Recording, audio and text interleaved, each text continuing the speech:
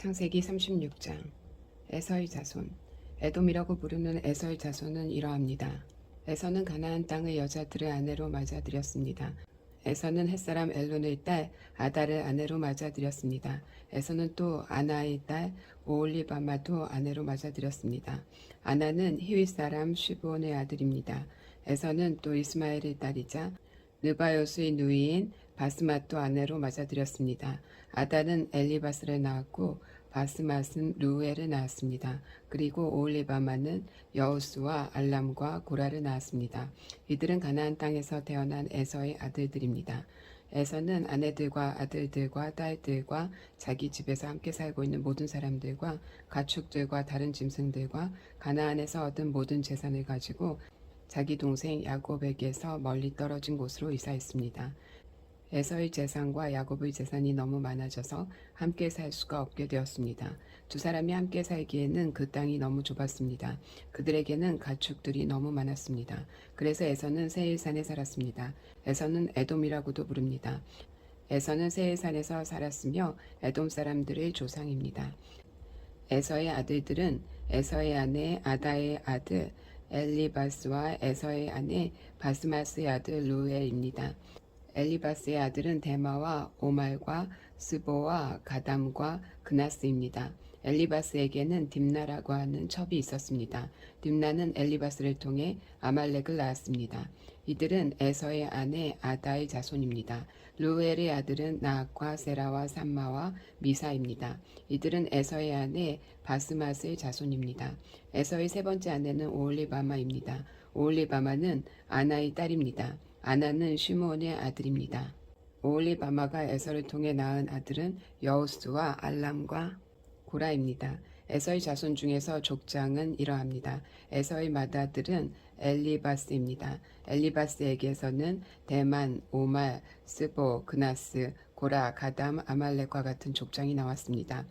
이들은 에돔 땅에서 엘리바스에게서 나온 족장들이며 아다의 자손들입니다.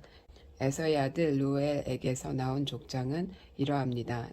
나핫, 세라, 삼마, 미사이며 이들은 에서의 아내 바스맛의 자손입니다. 에서의 아내 오홀리바마에게서 나온 족장은 이러합니다.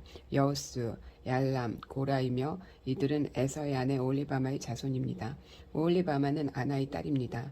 이들은 에돔이라고도 부르는 에서의 자손이며 각 종족의 족장입니다. 에돔 땅에 있던 호릿 사람 세일의 자손은 이러합니다. 로단, 소발, 시브온, 아나, 다손, 에셀, 디산이며 세일의 아들인 이들은 에돔 땅에서 호리 사람들의 족장이 되었습니다. 로단의 자손은 호리와 헤맘입니다. 로단의 누이는 딥나입니다. 소발의 자손은 알왕과 마나악과 에발과 스보와 오남입니다. 시므온의 자손은 아야와 아나입니다. 아나는 광야에서 자기 아버지의 나귀들을 돌보던 중에 온천을 발견한 사람입니다. 아나의 자손은 디손과 아나의 딸 오홀리바마입니다. 디손의 자손은 햄단과 에스반과 이드란과 그란입니다. 에셀의 자손은 빌한과 사하왕과 아간입니다. 디산의 자손은 우스와 아란입니다. 호리 사람들의 족장 이름은 이러합니다. 로단, 소발, 시브온, 아나, 다손, 에셀, 디산입니다. 이들은 호리 사람들 집안의 조상입니다. 이들은 에돔 땅 곧 세일에서 살았습니다.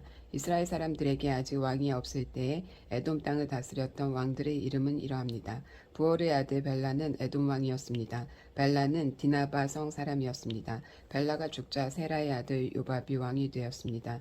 요밥은 보스라 사람이었습니다. 요밥이 죽자 후삼이 왕이 되었습니다. 후삼은 대만 땅 사람이었습니다. 후삼이 죽자 부다스의 아들 하닷이 왕이 되었습니다. 하닷은 모압 땅에서 미디안을 물리친 적이 있습니다. 하삿은 아윗성 사람이었습니다. 하삿이 죽자 삼나가 왕이 되었습니다. 삼나는 마스레가 사람이었습니다. 삼나가 죽자 사울이 왕이 되었습니다. 사울은 유브라데 강가의 르호봇 사람이었습니다. 사울이 죽자 악보르의 아들 바알 하난이 왕이 되었습니다. 악보르의 아들 바알 하난이 죽자 하달이 왕이 되었습니다. 하달은 바우성 사람이었습니다. 하달의 아내는 마므렛의 딸 무에다벨입니다. 마므렛은 메사압의 딸입니다. 에서에게서 나온 족장들을 종족과 지역에 따라 나누면 딥나, 알와, 여댓, 오홀리바마, 엘라, 비논, 그나스, 대만, 밉살, 막디엘, 이람이며 이들은 에돔 사람의 족장이었고 에돔 사람들의 조상은 에서입니다. 이 종족들의 이름이 곧 그들이 살던 지역의 이름이 되었습니다. 요셉의 꿈 37장. 야곱은 자기 아버지가 살았던 가나안 땅에서 살았습니다. 다음은 야곱의 가족 이야기입니다. 17살이 된 젊은 요셉은 그 형제들과 함께 양떼를 치고 있었습니다. 요셉의 형들은 그의 아버지의 첩인 비라와 실바의 아들들이었습니다. 요셉은 형들의 잘못을 아버지에게 가서 그대로 일러 바치곤 하였습니다. 요셉은 야곱이라고도 부르는 아버지 이스라엘이 늙어서 낳은 아들이었으므로 이스라엘은 다른 어느 아들보다 요셉을 더 사랑했습니다. 이스라엘은 요셉에게 소매가 긴 좋은 옷을 만들어 주었습니다. 요셉의 형들은 아버지가 자기들보다 요셉을 더 사랑하는 것을 알고 동생 요셉을 미워하여 요셉에게 인사말도 건네지 않았습니다. 어느 날 요셉이 꿈을 꾸었습니다. 요셉이 그 꿈 이야기를 형들에게 들려주자 형들은 요셉을 더 미워했습니다. 요셉이 말했습니다. 내가 꾼 꿈 이야기를 들어보세요. 우리가 들에서 곡식단을 묶고 있는데 내 곡식단이 일어서니까 형들이 곡식단이 내 곡식단 곁으로 몰려들더니 내 곡식단 앞에 절을 했어요. 요셉의 형들이 말했습니다. 내가 우리의 왕이라도 될 줄 아느냐? 내가 정말로 우리를 다스리게 될 줄 아느냐? 요셉의 형들은 요셉이 말한 꿈 이야기 때문에 그전보다 더 요셉을 미워했습니다.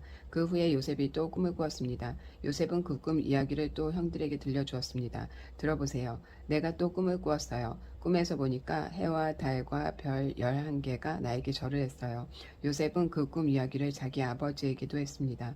그러자 요셉의 아버지는 요셉을 꾸짖었습니다. 그게 도대체 무슨 꿈이냐? 너는 정말로 너희 어머니와 너희 형제들과 내가 너에게 절을 할 것이라고 믿느냐?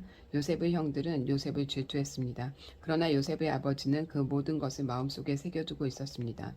어느 날 요셉의 형들이 아버지의 양떼를 치려고 세겜으로 갔습니다. 이스라엘이 요셉에게 말했습니다. 내 형들이 세겜에서 양떼를 치고 있지 않느냐? 내가 너를 그들에게 보내려 한다. 요셉은 예, 다녀오겠습니다 하고 대답했습니다. 요셉의 아버지가 말했습니다. 가서 내 형들과 양떼가 잘 있는지 보고 돌아와서 나에게 알려다오. 요셉의 아버지는 헤브론 골짜기에서 요셉을 떠나보냈습니다. 요셉이 세겜에 이르렀습니다. 어떤 사람이 요셉이 들에서 헤매고 있는 것을 보고 물었습니다. 무엇을 찾고 있느냐? 요셉이 대답했습니다. 형들을 찾고 있습니다. 혹시 우리 형들이 어디에서 양떼를 치고 있는지 아십니까? 그 사람이 말했습니다. 내 형들은 이미 다른 데로 갔다. 내 형들이 도단으로 가자라고 말하는 것을 들었다. 그래서 요셉은 형들을 뒤쫓아 도단에서 형들을 찾았습니다. 종으로 팔려가는 요셉. 요셉의 형들이 멀리서 요셉이 오고 있는 것을 보았습니다. 그들은 요셉이 가까이 오기 전에 요셉을 죽이기로 계획하고 서로 이렇게 말했습니다. 꿈꾸는 애가 오는구나. 저 애를 죽여서 그 시체를 웅덩이에 던져 넣자.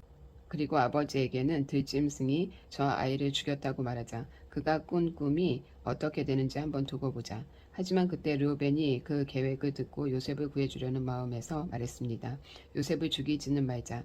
피를 흘리게 하지 말자. 이 광야의 웅덩이에 저 아이를 던져넣자. 하지만 해치지는 말자.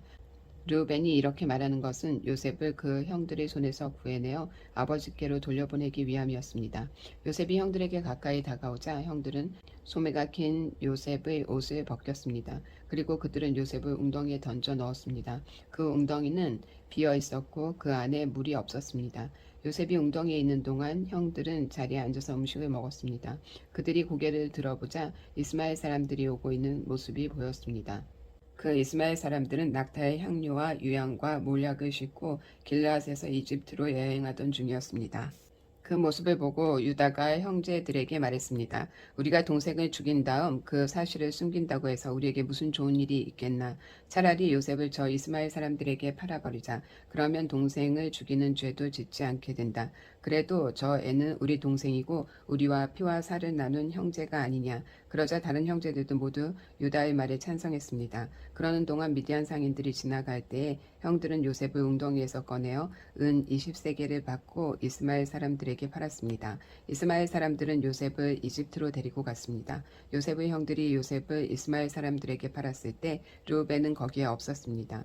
르우벤이 웅덩이로 돌아와 보니 요셉이 보이지 않았습니다. 르우벤은 너무나 슬퍼서 자기 옷을 찢었습니다. 그 후에 르우벤은 다른 형제들에게 돌아와서 말했습니다.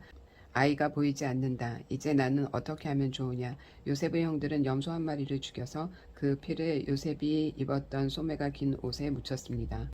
그리고 나서 그들은 그 옷을 자기 아버지에게 가지고 갔습니다. 그들이 말했습니다. 이 옷을 주었습니다. 혹시 아버지의 아들의 옷이 아닌지 잘 살펴보십시오. 야곱이 그 옷을 살펴보고 말했습니다. 내 아들의 옷이 맞다. 사나운 들짐승이 요셉을 잡아먹었나 보구나. 내 아들 요셉이 찢겨 죽고 말았구나. 야곱은 너무나 슬퍼서 자기 옷을 찢고 거친 배로 허리를 묶었습니다. 야곱은 아들의 죽음 때문에 오랫동안 슬퍼했습니다.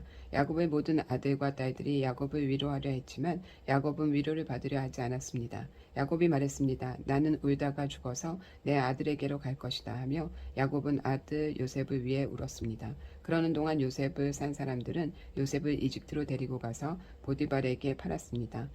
보디발은 파라오의 신이었고 왕궁 경호대의 대장이었습니다. 유다와 다말 38장. 그 무렵에 유다는 자기 형제들 곁을 떠났습니다. 유다는 히라라는 사람과 함께 살았습니다. 히라는 아둘람 마을 사람이었습니다. 유다는 그곳에서 어떤 가나안 여인을 아내로 맞아들였습니다. 그 여자의 아버지 이름은 수아였습니다. 유다는 그 여자와 잠자리를 같이 했습니다. 여자가 임신을 하여 아들을 낳았습니다. 유다는 아들의 이름을 엘이라고 지었습니다. 그 후에 여자가 또 아들을 낳았습니다. 여자는 그 아들의 이름을 오난이라고 지었습니다. 그 후에 여자가 또 아들을 낳았습니다. 여자는 그 아들의 이름을 셀라라고 지었습니다. 여자가 셀라를 낳은 곳은 거십이었습니다. 유다는 다말이라는 여자를 자기의 첫째 아들 엘에게 아내로 주었습니다. 엘은 유다의 맏아들이었습니다. 그러나 엘은 여호와께서 보시기에 나쁜 일을 했으므로 여호와께서 엘을 죽이셨습니다. 그러자 유다가 엘의 동생 오난에게 말했습니다. 가서 너희 죽은 형의 아내와 같이 자거라. 그렇게 해서 내 형의 자손을 낳아주는 것이 내 의무다. 그러나 오난은 그렇게 해서 자손을 얻더라도 그 자손은 자기 자손이 되지 않는다는 것을 알았습니다. 그래서 오난은 다말과 잠자리를 같이 하다가도 다말을 절대로 임신할 수 없게 땅에 정액을 쏟아냈습니다. 이러한 오난의 행동은 여호와께서 보시기에 나쁜 일이었습니다. 그래서 여호와께서 오난도 죽이셨습니다. 그 후에 유다가 며느리 다말에게 말했습니다. 내 아버지 집으로 돌아가 있어라. 그리고 내 막내 아들 셀라가 어른이 될 때까지 결혼하지 말고 있어라. 유다는 셀라마저도 그 형들처럼 죽을까봐 두려웠습니다. 다말은 자기 아버지 집으로 돌아갔습니다. 오랜 세월이 지난 뒤에 유다의 아내가 죽었습니다. 유다의 아내는 수아의 딸이었습니다. 유다는 아내의 죽음을 슬퍼하는 기간을 지낸 후에 딥나로 갔습니다. 유다는 자기 양떼의 털을 깎고 있는 사람들에게 갔습니다. 유다의 친구 아둘람 사람 히라도 함께 갔습니다. 다말은 시아버지인 유다가 양떼의 털을 깎으러 딥나로 갔다는 이야기를 들었습니다. 그래서 다말은 과부들이 입는 옷을 벗고 얼굴을 베일로 가렸습니다. 다말은 에나임 문에 앉았습니다. 에나임 문은 딥나로 가는 길에 있었습니다. 다말이 이러한 일을 한 까닭은 유다의 막내 아들인 셀라가 다 커서 어른이 되었는데도 유다가 그 아들을 자기와 결혼시키려 하지 않았기 때문입니다. 유다가 다말을 보고 그녀를 창녀라고 생각했습니다. 다말이 자기 얼굴을 베일로 가리고 있었기 때문입니다. 그래서 유다는 여자에게 가서 말했습니다. 우리 같이 자자. 유다는 그 여자가 자기 며느리 다말이라는 것을 몰랐습니다. 제가 같이 자들이면 그 값으로 무엇을 주실 건가요? 유다가 대답했습니다. 내 가축대 중에서 새끼 염소 한 마리를 보내주겠다. 여자가 대답했습니다. 그러시다면 염소 새끼를 보내주겠다는 약속의 물건을 먼저 맡겨주시지요. 유다가 물었습니다. 어떤 것을 맡기면 좋겠느냐? 다말이 대답했습니다. 가지고 계신 도장과 끈과 지팡이를 주십시오. 유다는 그것들을 여자에게 주었습니다. 그리고 나서 유다와 다말은 잠자리를 함께했고 다말은 임신을 했습니다. 다말은 집으로 돌아갔습니다. 다말은 얼굴을 가리고 있던 베일을 벗었습니다. 그리고 다시 과부들이 입는 옷을 입었습니다. 유다는 자기 친구 히라를 시켜 그 여자에게 새끼 염소를 보내면서 자기가 맡겼던 도장과 지팡이를 찾아오라고 했습니다. 그러나 히라는 여자를 찾지 못했습니다. 히라가 에브라임 마을의 사람들에게 물었습니다. 여기 길가했던 창녀는 어디에 있소? 사람들이 대답했습니다. 여기에는 창녀라고는 없소.